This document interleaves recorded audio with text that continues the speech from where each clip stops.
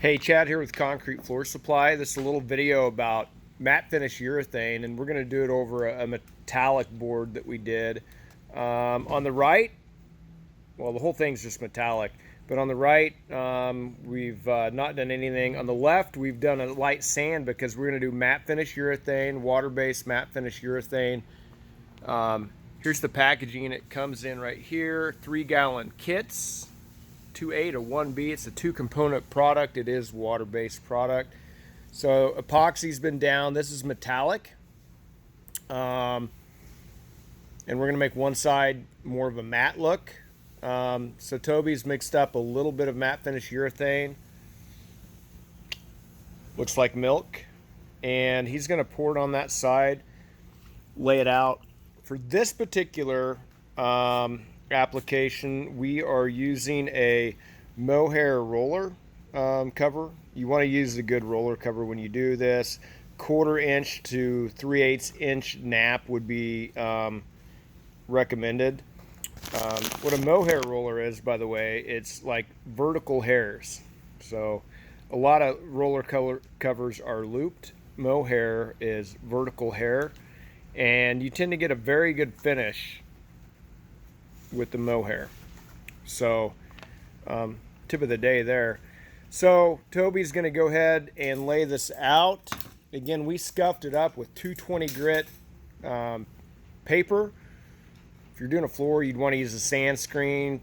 180 grit would be good. If you're going over epoxy, you just need to do a light scuff on it, knock down the shine. By the way, this epoxy's only been cured out for not even 24 hours, so technically we didn't have to scuff it, but we always do before we do this. So go ahead and pour it out, Toby. So here's the thing about these water-based products like water-based urethane. Yeah, go ahead and go quite a bit thicker. Yeah, there you go. What you're trying to do, you're not trying to paint the floor or paint your surface. You're trying to lay out the product flat.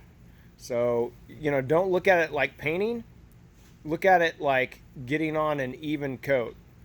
That's what you're wanting to do, is to get on an even coat. You're not trying to paint the floor. You're trying to lay it out evenly. So there's a different mentality there. So you see how easily it goes down. You do want to eliminate roller marks, build areas as he's doing. So we'll just watch him roll for just a second.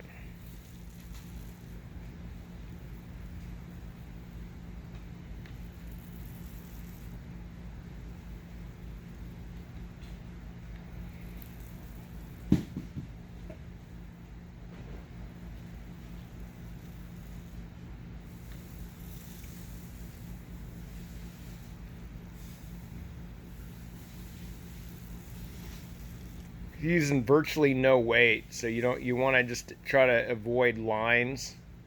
See how we got rid of that line right there, and just let it lay out.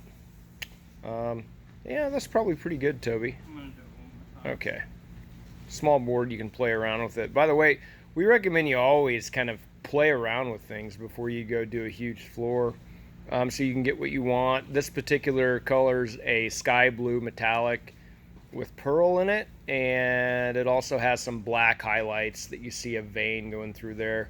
But so we're gonna let this dry out. We'll show you the after. It's gonna knock down the shine. And by the way, our matte finish urethane, I believe, is one of the tougher clear coats that you could put on a floor. It's gonna wear better over time because you won't see any differential of wear patterns when you get it to more of a matte finish.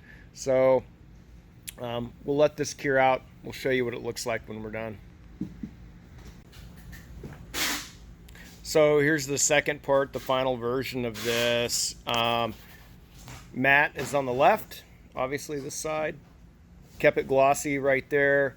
Again, this is a metallic coating.